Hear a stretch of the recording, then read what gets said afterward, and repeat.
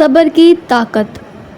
Welcome to my YouTube channel. السلام علیکم، بسم اللہ الرحمن الرحیم۔ امید ہے آپ سب خیریت سے ہوں گے۔ آج ہم اس ویڈیو میں دیکھیں گے صبر کی طاقت کیا ہے، کیوں قرآن مجید میں بار بار اللہ تعالیٰ نے صبر کرنے کو کہا ہے، آخر صبر کیا چیز ہے، اس کا کیا انعام ہے۔ آج ہم اس ویڈیو میں یہ سب دیکھیں گے۔ انسانی زندگی میں اکثر اوقات ایسے واقعات پیش آتے ہیں جن میں انسان اپنے ہوش و حواس کو بھول کر جذبات کے سمندر میں بہہ جاتا ہے۔ انسان کے جذبات اس کی عقل و فہم پر پردہ ڈال دیتے ہیں، جس کی وجہ سے وہ غصے کی آگ میں جلنے لگتا ہے اور چاہتا ہے کہ جس پر اسے یہ غصہ آ رہا ہے یا جس کی وجہ سے آ رہا ہے اسے ختم کر دے۔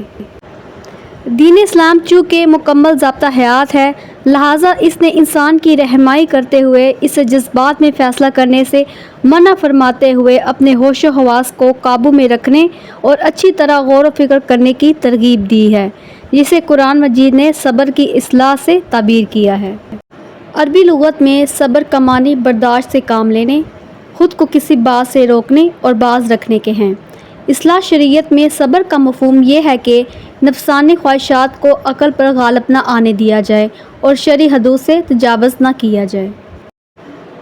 بے کسی، مجبوری اور لاچاری کی حالت میں کچھ نہ کر سکنا اور رو کر کسی تکلیف اور مصیبت کو برداشت کر لینا ہرگز صبر نہیں ہے، بلکہ صبر کا تانا بانا استقلال و ثابت قدمی سے قائم رہتا ہے۔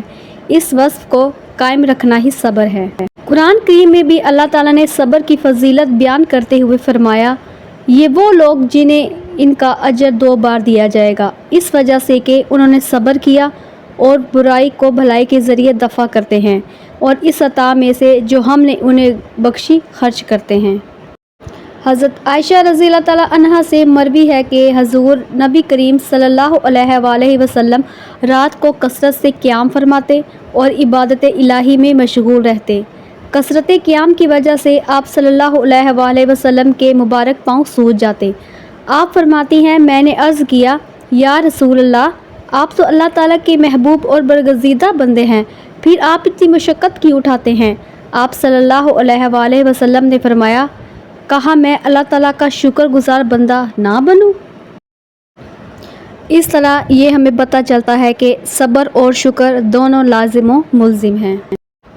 صبر انسان میں ایک ایسی داخلی قدرت کا نام ہے جو ایمانی قوت سے پیدا ہوتی ہے، جس کے ذریعے اپنی خواہشات پر قابو پانے اور اللہ تعالیٰ کے فیصلوں پر قناعت کرنے کا ملکہ حاصل ہوتا ہے۔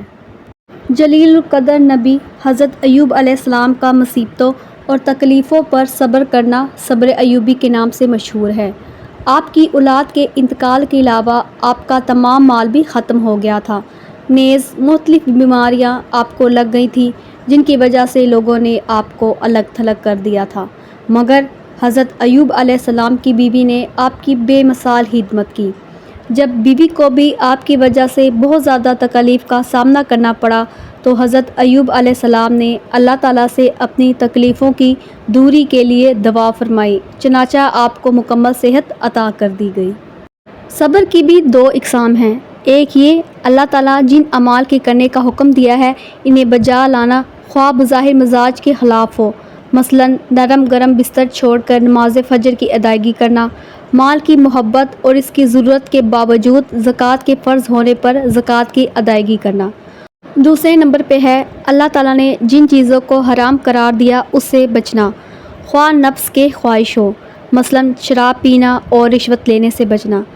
تیسری یہ کہ اللہ تعالیٰ کے فیصلوں پر صبر کرنا، یعنی جو بھی حالات آئیں ان پر صبر کر کے اللہ تعالیٰ کی طرف رجوع کرنا۔ اللہ تعالیٰ نے اپنے پاک کلام قرآن کریم میں جگہ جگہ صبر کی تعلیم دی ہے۔ اے ایمان والو، صبر اور نماز سے مدد حاصل کرو، بے شک اللہ صبر کرنے والوں کے ساتھ ہے۔ اور جو لوگ اللہ کے راستے میں قتل ہوں انہیں مردہ نہ کہو، دراصل وہ زندہ ہے مگر تمہیں احساس نہیں ہوتا۔ اور دیکھو ہم تمہیں آزمائیں گے ضرور، کبھی خوف سے اور کبھی بھوک سے اور کبھی مال و جان اور پھلوں میں کمی کر کے، اور جو لوگ ایسے حالات میں صبر سے کام لے انہیں خوشخبری سنا دو۔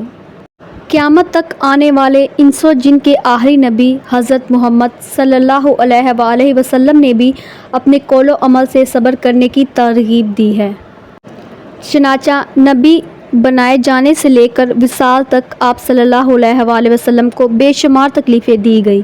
آپ صلی اللہ علیہ وآلہ وسلم کے اوپر اونٹنی کی اوجری ڈالی گئی، گھر کا کوڑا ڈالا گیا، آپ صلی اللہ علیہ وآلہ وسلم کا مذاق اڑایا گیا، آپ صلی اللہ علیہ وآلہ وسلم کی بیٹیوں کو طلاق دی گئی، آپ صلی اللہ علیہ وآلہ وسلم کا 3 سال تک بائیکاٹ کیا گیا، آپ صلی اللہ علیہ وآلہ وسلم پر پتھر برسائے گئے، آپ صلی اللہ علیہ وآلہ وسلم کو اپنا ہی شہر چھوڑنا پڑا، آپ صلی اللہ علیہ وآلہ وسلم غزوہ احد کے موقع پر زخمی کیے گئے، کی شدت کی وجہ سے اپنے پیٹ پر پتھر باندھے، آپ صلی اللہ علیہ وآلہ وسلم کے گھر میں 2 مہینے تک چولہا نہیں جلا، حضرت فاطمہ رضی اللہ تعالیٰ عنہا کے سوا آپ صلی اللہ علیہ وآلہ وسلم کی ساری اولاد کی آپ صلی اللہ علیہ وآلہ وسلم کے سامنے وفات ہوئی۔ آپ کو طرح طرح کی تکلیفوں سے آزمایا گیا، مگر آپ صلی اللہ علیہ وآلہ وسلم نے صبر کا دامن نہیں چھوڑا۔ آپ صلی اللہ علیہ وآلہ وسلم رسالت کی اہم ذمہ داری کو استقامت کے ساتھ بحسن و خوبی انجام دیتے رہے۔ ہمیں آپ صلی اللہ علیہ وآلہ وسلم کی زندگی سے یہ سبق لینا چاہیے کہ گھریلو یا ملکی یا عالمی سطح پر حالات جیسے بھی ہمارے اوپر آئیں، ہمیں ان پر صبر کرنا اور آپ صلی اللہ علیہ وآلہ وسلم کی نقش قدم پر چلتے ہوئے اللہ سے اپنا تعلق مضبوط کرنا چاہیے۔ اب ہم دیکھتے ہیں کہ صبر سے ہوتا کیا ہے۔ صبر کرنے والا شخص اللہ کے قریب ہوتا ہے۔ صبر انسان کو حوصلہ اور عزم فراہم کرتا ہے۔ صبر کرنے والا شخص ذہنی سکون اور پرسکون رہتا ہے۔ صبر کرنے والا شخص دوسروں کے ساتھ اچھے تعلقات قائم کرتا ہے، اسے دوسروں کی غلطیوں کو معاف کرنے اور ان کے ساتھ محبت اور ہمدردی سے پیش آنے کی صلاحیت دیتا ہے۔ صبر کرنے والا شخص ہمیشہ مثبت سوچتا ہے اور ہر مشکل میں خیر تلاش کرتا ہے۔ حضرت محمد صلی اللہ علیہ وآلہ وسلم نے فرمایا، صبر نصف ایمان ہے۔ اس حدیث سے ہمیں معلوم ہوتا ہے کہ صبر کا ایمان میں کتنا اہم مقام ہے۔ لہٰذا صبر کی طاقت نہ صرف دنیاوی مسائل میں مددگار ہوتی ہے بلکہ آخرت میں بھی کامیابی کا ذریعہ بنتی ہے۔ تو یہ تھی ہماری آج کی ویڈیو۔ آپ خود بتائیں کہ آج کل کے لوگوں میں صبر کا نام و نشان بھی نہیں ہے۔ چھوٹی چھوٹی چیزیں، حالات اوپر نیچے انسان کی زندگی میں ہو جاتے ہیں۔ اب نام ہی زندگی کا یہی ہے کہ اتار چڑھاؤ۔ اب انسان کی زندگی میں اتار چڑھاؤ نہ ہوں گے تو پھر یہ زندگی کس نام کی ہوئی؟